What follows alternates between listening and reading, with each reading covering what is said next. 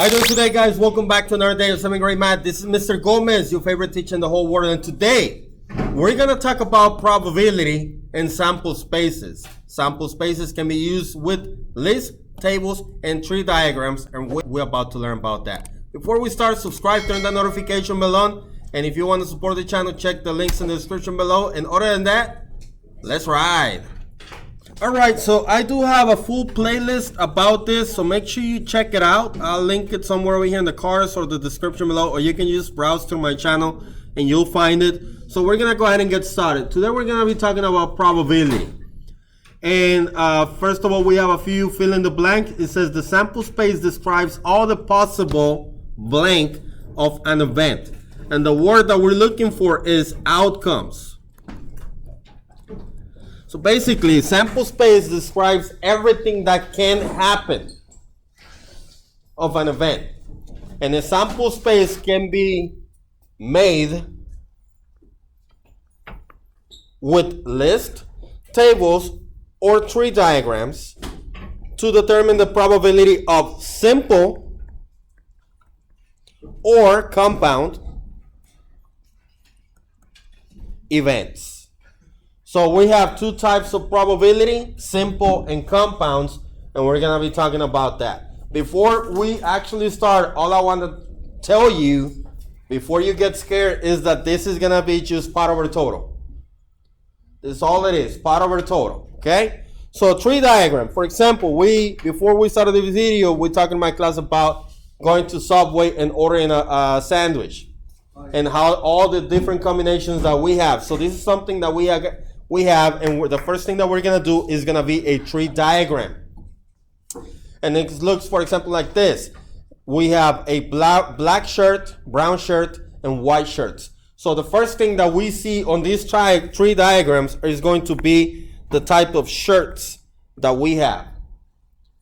And then how we're going to combine those shirts? Well, I either have black pants or jeans. I don't know what to wear, so these are all my possible options.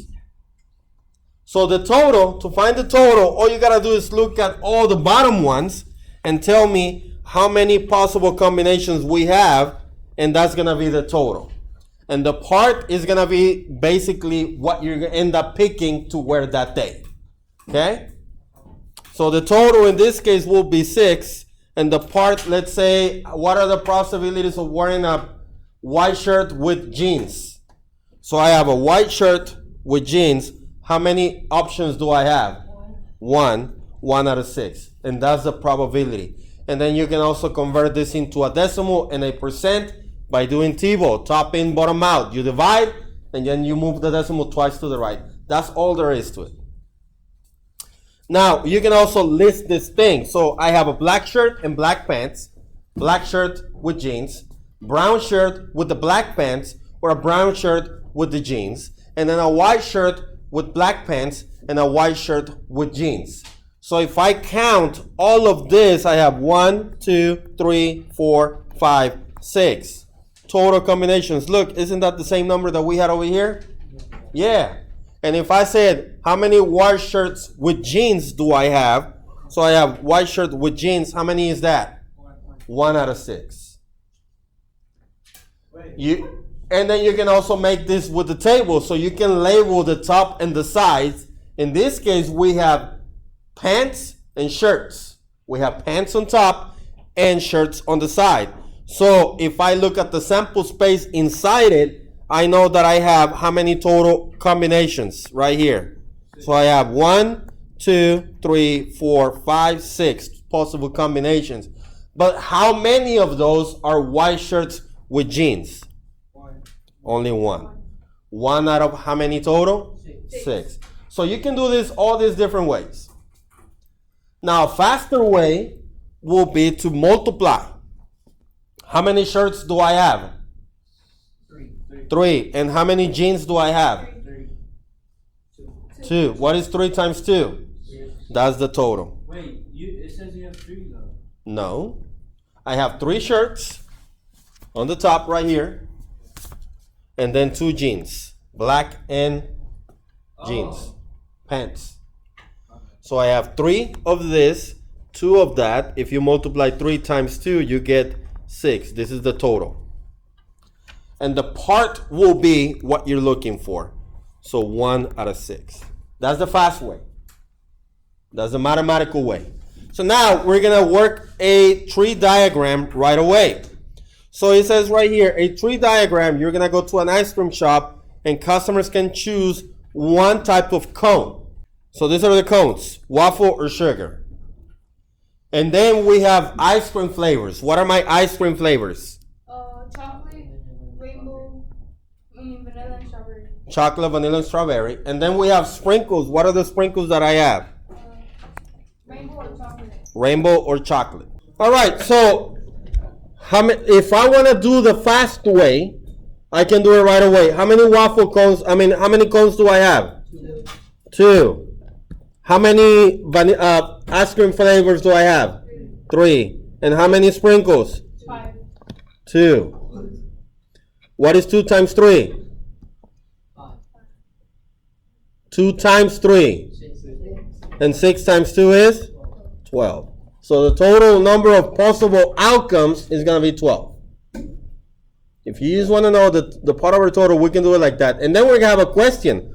What is the probability of choosing an ice cream at a random and getting a waffle cone with vanilla ice cream and rainbow sprinkles? So this is what I'm trying to look for. This is going to be my part. Waffle with vanilla and rainbow. How many of those combinations we have? So we're going to start doing the tree diagram, and we're going to start with the cones. I have waffle and I have sugar. Okay, and then we're going to start spreading out. How many different ice cream flavors do I have? 3. So each one of those cones is going to get 3 branches. Okay? So this is going to get like this.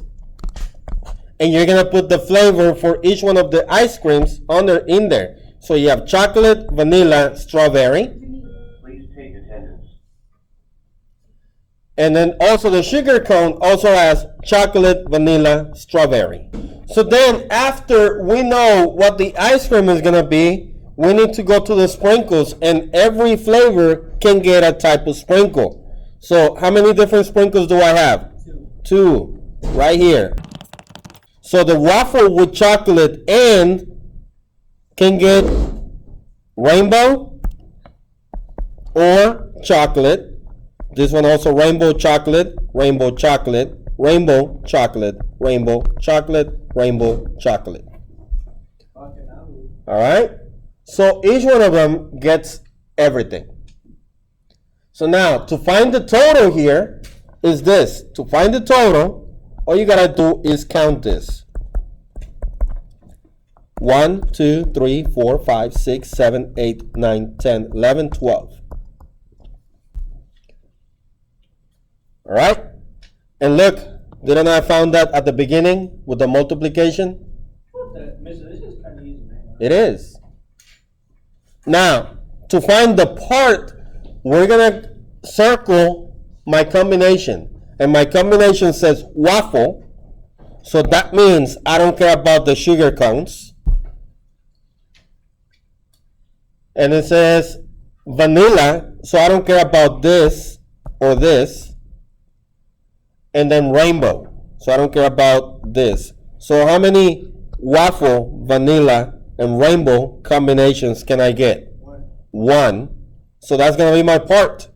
The part is going to be 1. 1 out of 12. Well, this is easy.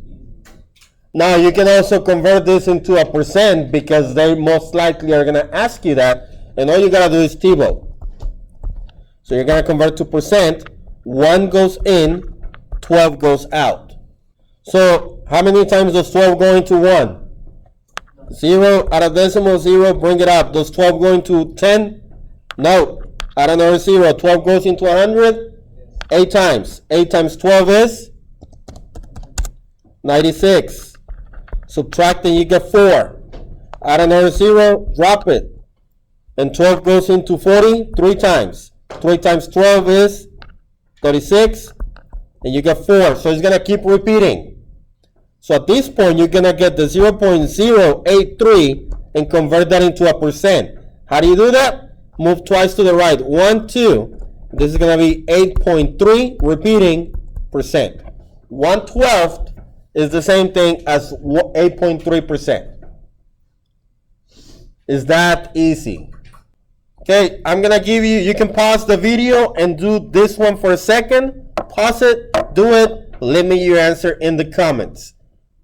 All right, so I make sure, hopefully you paused this video and gave me the answer in the comments. Now we're going to do a list. We're going to do a list. And this one says, Amanda will roll a number cube and flip a coin. Anytime you hear a number cube, they're talking about a dice. Okay? And then list a coin and flip a coin. List out the possible outcomes. So we're just going to list them. Not tree diagram, just a list. Now, what do we know about dices or number cubes? They have how many numbers? 6. So this is what I like to do. Anytime I hear number cube and coin, I like to draw them. So for the number cube, I just write down the numbers 1, 2, 3, 4, 5, 6. And look at a keyword right here. And. What does and tells you to do in math? Add. Very good. Okay, so this is my number cube, and then the coin either has what? Heads or tails. Alright, so we're just going to list this thing. The question is, what is the probability that she will roll an odd number and land on heads? So this is what I'm looking for. I'm looking for an odd number and heads.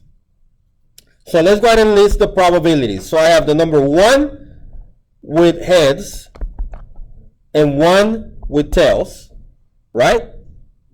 Then I can get the number 2 with heads and 2 with tails. Guess what's next? 3 heads, 2 tails, 4 heads, 4 tails, 5 heads, 5 tails, and 6 heads and 6 tails. Sorry. There, 3. All right. So I list them. How many total combinations do I have? No. Total, I have 1, 2, 3, 4, 5, 6, 7, 8, 9, 10, 11, 12. 12. Now I can do this at the beginning as well because I know that the number cube has how many? The number cube, 6. And the coin has? 2. And 6 times 2 is? 12. This is the total. But if you list them, you can actually see them.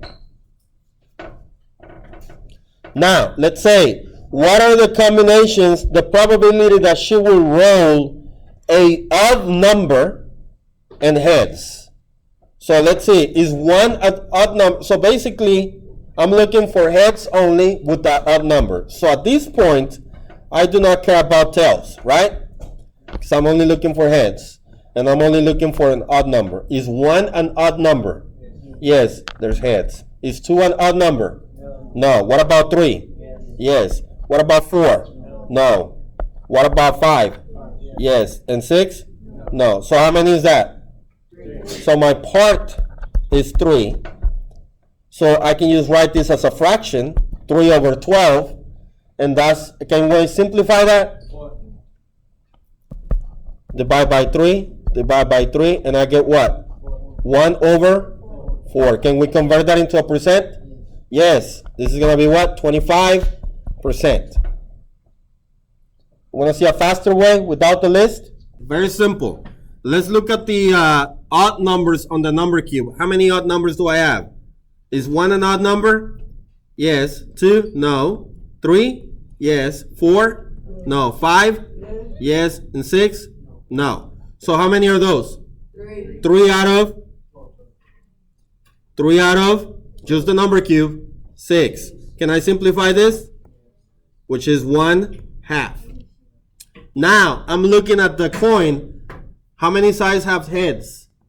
1 out of 2. So this one is also 1 out of 2.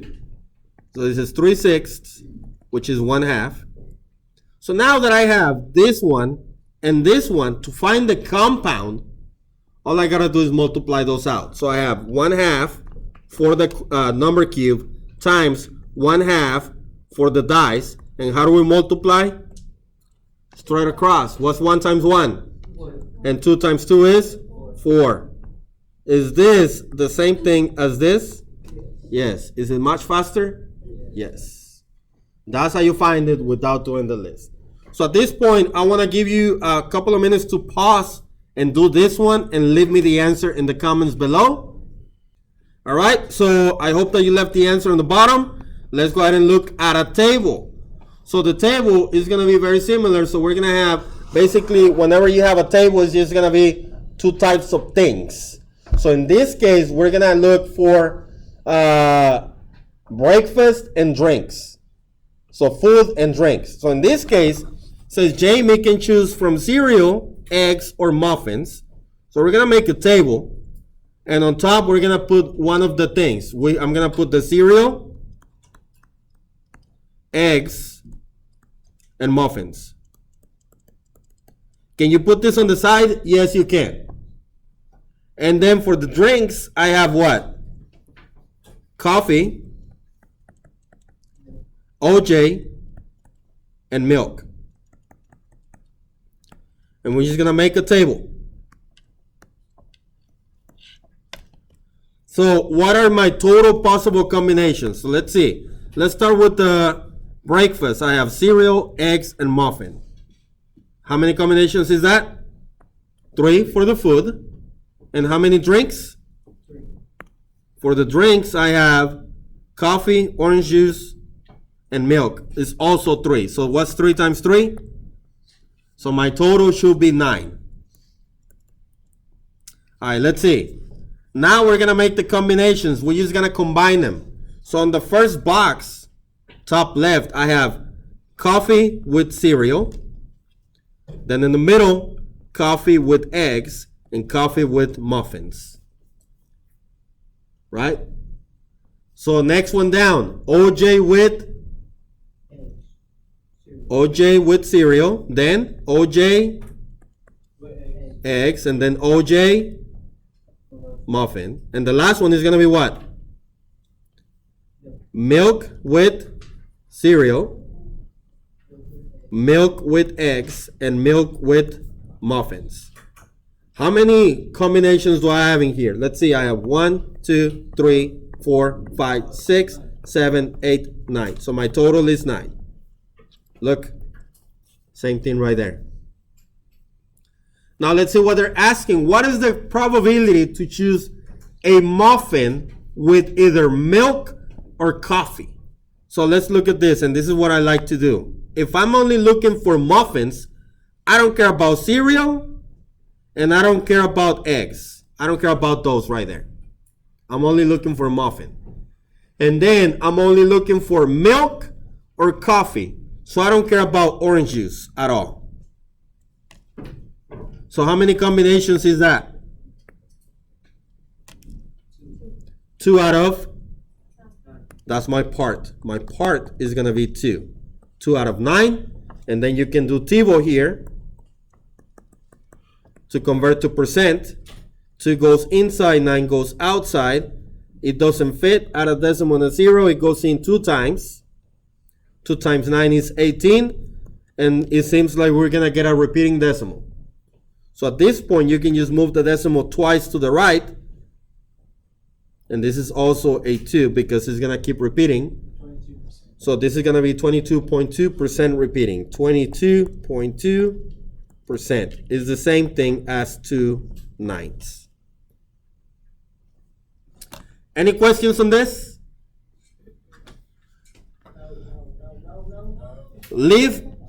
Take a pause for a second. Do number 6 on the bottom. Leave me the answer in the comments below.